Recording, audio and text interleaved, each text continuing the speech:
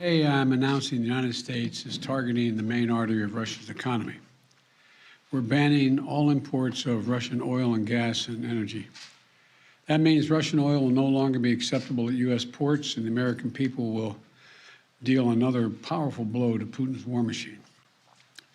This is a move that has strong bipartisan support in the Congress and, I believe, in the country. Americans have rallied to support their Ukrainian people and made it clear we will not be part of subsidizing Putin's war.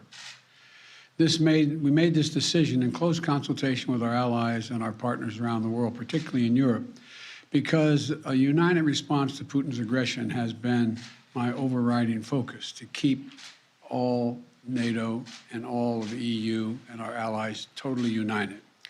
We're moving forward with this ban, understanding that many of our European allies and partners may not be in a position to join us. The United States produces far more oil domestically than all the European countries combined. In fact, we're a net exporter of energy. So we can take this step when others cannot. But we're working closely with Europe and our partners to develop a long-term strategy to reduce their dependence on Russian energy as well. Our teams are actively discussing how to make this happen, and today we remain united. We remain united in our purpose to keep pressure mounting on Putin and his war machine. This is a step that we're taking to inflict further pain on Putin, but there will be cost as well here in the United States. I said I would level with the American people from the beginning. And when I first spoke to this, I said defending freedom is going to cost. It's going to cost us as well in the United States. Republicans and Democrats understand that. Republicans and Democrats alike have been clear that we must do this. Over the last week, I've spoken with President Zelensky several times to hear from him about the situation on the ground and to consult and continue to consult with our European allies and about U.S. support for Ukraine and the Ukrainian people. Thus far, we've provided more than $1 billion in security assistance to Ukraine. Shipments of defensive weapons are arriving in Ukraine every day from the United States, and we, the United States, are the ones coordinating the delivery of our allies and partners of similar weapons, from Germany to Finland to the Netherlands. We're working that out. We're also providing humanitarian support for the Ukrainian people, both those still in Ukraine and those who have fled safely to a neighboring country. We're working with humanitarian organizations to surge tens of thousands of tons of food, water, and medical supplies into Ukraine, and with more on the way. Over the weekend, I sent Secretary Blinken to visit our border between Poland and Ukraine and to Moldova to see what the situation was firsthand and report back. General Milley, Chairman of the Joint Chiefs of Staff of our Defense Department, was also in Europe, meeting with his counterparts and allies on NATO's eastern flank to reassure them, those countries bordering Russia, NATO countries, that we will keep our NATO commitment, a sacred commitment of Article 5. The Vice President Harris is going to be traveling to meet with our allies in Poland and Romania later this week as well. I've made it clear that the United States will share in the responsibility of caring for the refugees so the costs do not fall entirely on the European countries bordering Ukraine. And yesterday I spoke with my counterparts in France, Germany, and the United Kingdom about Russia's escalating violence against Ukraine and the steps that we're going to take together with our allies and partners around the world to respond to this aggression. We are enforcing the most significant package of economic sanctions in history, and it's causing significant damage to Russia's economy. It has caused Russian economy to, frankly, crater. The Russian ruble is now down to 50%, by 50% since Putin's announced his war. 1 ruble is now worth less than 1 American penny. 1 ruble is less than 1 American penny. And preventing Russia's central bank from propping up the ruble and to keep its value up. They're not going to be able to do that now. We cut Russia's largest banks from the international financial system, and it's crippled their ability to do business with the rest of the world. In addition, we're choking off Russia's access to technology like semiconductors and sap its economic strength and weaken its military for years to come. Major companies are pulling out of Russia entirely. without even being asked, not by us. Over the weekend, Visa, MasterCard, American Express, they all suspended their services in Russia, all of them, joining a growing list of American and global companies from Ford to Nike to Apple. They've suspended their operations in Russia. The U.S. Stock Exchange has halted trading of many Russian securities.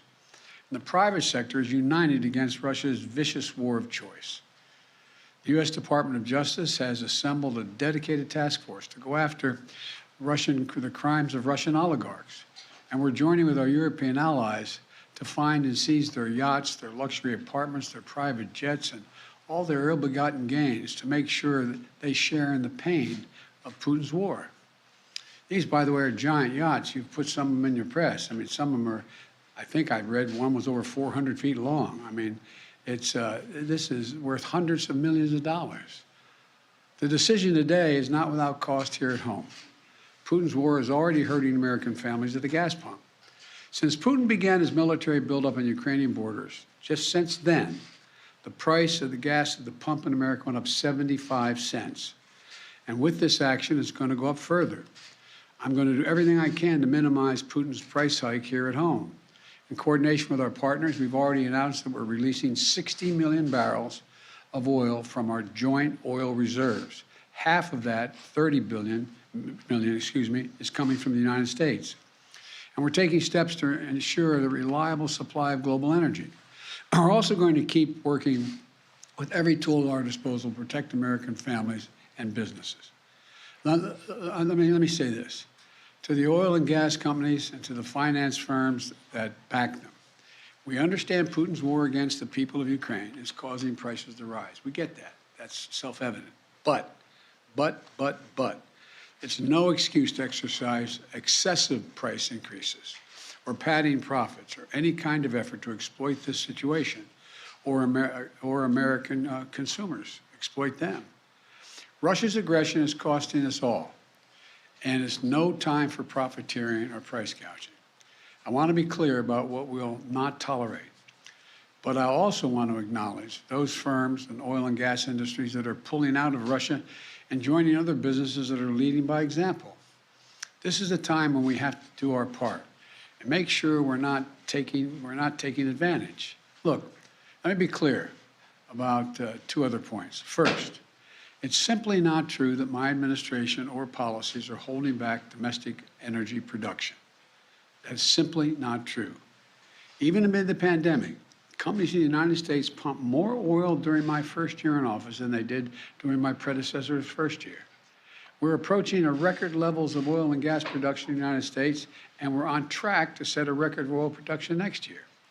In the United States, 90% of onshore oil production takes place on land that isn't owned by the federal government. And of the remaining 10% that occurs on federal land, the oil and gas industry has millions of acres leased. They have 9,000 permits to drill now. They could be drilling right now, yesterday, last week, last year. They have 9,000 to drill onshore that are already approved. So let me be clear. They are not using them for production now. That's their decision. These are the facts. We should be honest about the facts. Second, this crisis is a stark reminder to protect our economy over the long term, we need to become energy independent.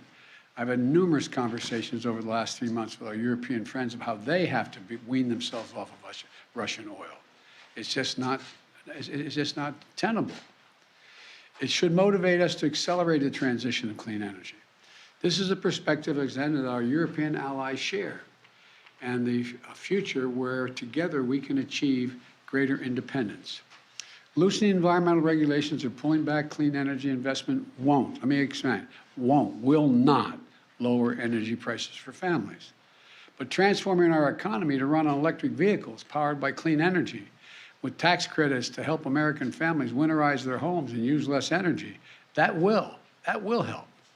And if we do what we can, it will mean that no one has to worry about the price of the gas pump in the future. That'll mean tyrants like Putin won't be able to use fossil fuels as weapons against other nations.